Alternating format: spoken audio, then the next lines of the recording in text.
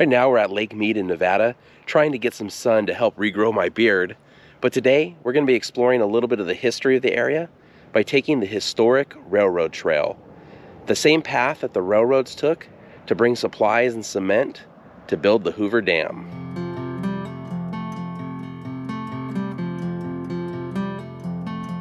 So we're at the trailhead for the historic railroad trail, and there are signs everywhere warning you not to do this hike in the heat.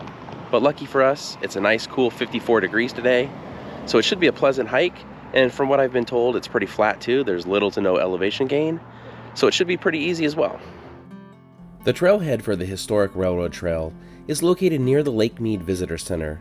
In fact, from the Visitor Center, you can get a nice view of the lake, and you'll see the parking lot for the trail directly below. The trail follows the path of one of the rail lines that helped build the Hoover Dam. And like the dam itself, the rail line's construction was quite a feat. From the trailhead, the trail travels a little over 3.5 miles, going through 5 old railroad tunnels to reach the Hoover Dam. Out and back, the entire hike is about 7.5 miles. So let's head out on the trail and we'll talk about its history and its importance in building the Hoover Dam along the way. There's a gate at the beginning of the trail, and they close it in the summertime, and the trail isn't accessible because of the heat. Since the trail is an old railroad path, it's pretty flat and well graded, making it good for hikers, joggers, and cyclists. Constructed between 1931 and 1936, the Hoover Dam was one of the country's most impressive construction projects built during the Great Depression. Its construction was the result of a massive effort involving thousands of workers and cost over 100 lives. In 1931, a construction contract was awarded to 6 companies incorporated, a consortium of the 6 major Western firms, to build the Hoover Dam. 6 companies, along with the government, built 30 miles of railroad connecting the facilities needed to build the dam. We've just come to an informational sign. Along the trail, you'll find a number of these signs, which really help to illustrate the history, wildlife, and the geology of the area. The National Park Service really did a good job with these. There are also a number of benches along the trail where you can rest and admire the views. So getting back to this trail's history, this area's isolation demanded that the tons of concrete needed to build the Hoover Dam be manufactured locally. Coupled with the need for large equipment to build the dam, the railroad had to be built fast. Crews worked 24 hours a day for 5 months to complete the railroad to the construction site. I know there are going to be people who are interested in these details, so according to the trail guide they give you at the visitor center, the railroad used a standard gauge 90-pound rail construction with Oregon fir ties. After the rail line was completed, 9 steam and 4 gas locomotives would use the rails pretty much 24 hours a day until 1935. It's amazing to think how this whole rail line was built in just 5 months. Its construction, much like the dam itself, was a huge feat that permanently changed this area. Just look how this canyon was transformed by the trail being built across it. Apparently a lot of the fill here comes from the train tunnels that we should be coming to shortly. The sky over Lake Mead is pretty interesting to look at as well. It's just crazy how many jets are flying over this area. The railroad was largely abandoned after 1935, but this section was sporadically used until 1961 when the last generator was hauled over its rails and installed at the Hoover Dam's power plant. The trail and its tunnels were placed on the National Register of Historic Places in 1984.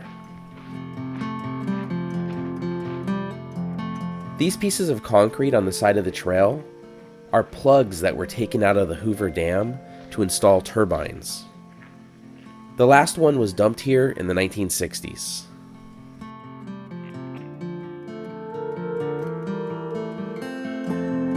Check out the photos on this sign showing Fortification Hill in the distance. These really show how the water level of Lake Mead has changed over the years. Here's 1929, before the Hoover Dam was built. And here's 1985 with Lake Mead full. Notice that island in the middle? And here's a look towards Fortification Hill now. That island is much more exposed, and a few more islands have popped up. I think it's starting to look more like 1929 than 1985. We've reached the first of the 5 railroad tunnels, and wow, this is massive. They had to be oversized to fit the large equipment being transported to the Hoover Dam, but standing here, these are huge. To illustrate how large this tunnel is, here's a small kid standing in front of it.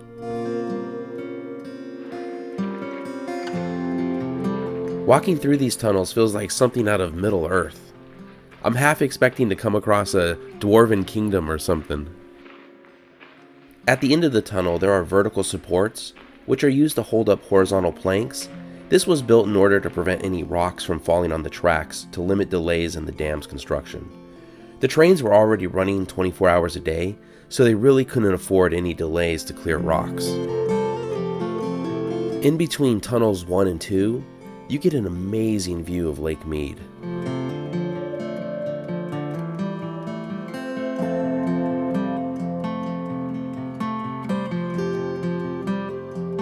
The wooden beams for Tunnel 2 were destroyed by an arsonist in 1990.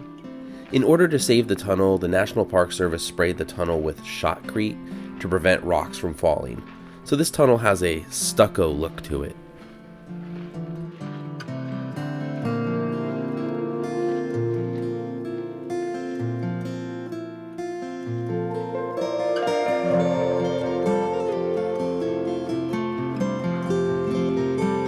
We've just passed Tunnel 2, and down below us is the location of what was known as Ragtown. With the Great Depression going on and so many people out of work, people started arriving in the area 2 years before the dam's construction in the hopes of getting a job. As construction got closer, a makeshift shantytown consisting of tents, cardboard boxes, basically anything that could serve as shelter against the heat of summer or freezing temperature of winter, was built next to the Colorado River. The heat of the summer was brutal.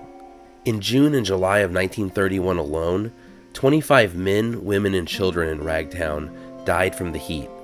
Still, by the end of summer 1931, about 1,400 people lived in Ragtown.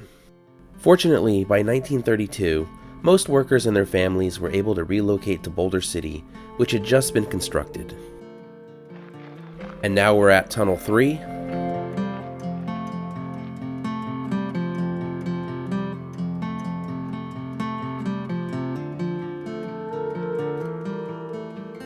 The entire hike has great views of Lake Mead, but it's interesting. All these boats in the marina, and not a single boat anywhere else on the lake today.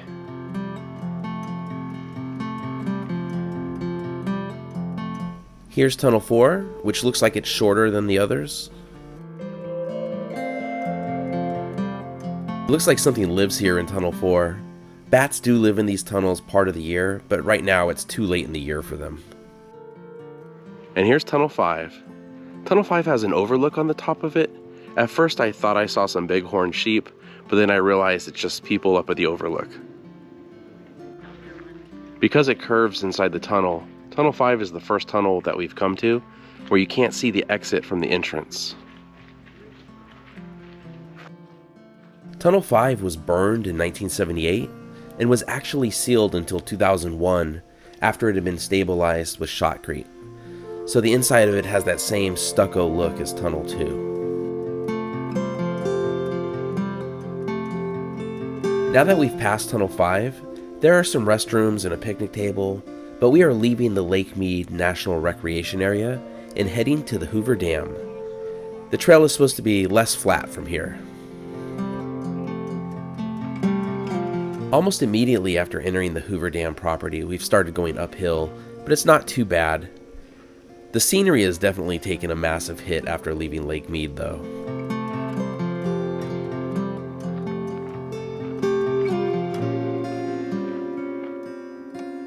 You definitely get a look at some of the forgotten history of the Hoover Dam on this trail, though. I'd love to go down there and take a closer look at those, but there are signs everywhere warning us to stay on the trail.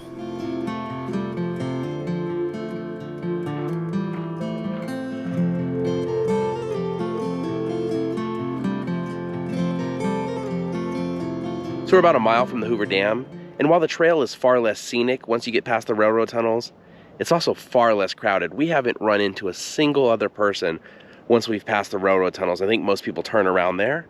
But anyways, we got about a mile to the Hoover Dam. We're also going to pass through the Hoover Dam's Boneyard, so let's go check it out. Almost the entire trail, you see these cuts through rock, and it's incredible to think about the back-breaking labor of the men who built this railroad trail using 1930s equipment. We've just arrived at the Hoover Dam's Boneyard. This is something most visitors to the dam don't get to see. We aren't that far from the dam now, but I don't think I've ever seen any signs directing to it or any mention of it at the dam. This boneyard is where unused equipment from the Hoover Dam is temporarily stored. The Bureau of Reclamation will reuse or recycle most of this equipment. You can really see how massive some of the parts for the dam are. Some of the parts are set aside on display, with signs detailing what they are.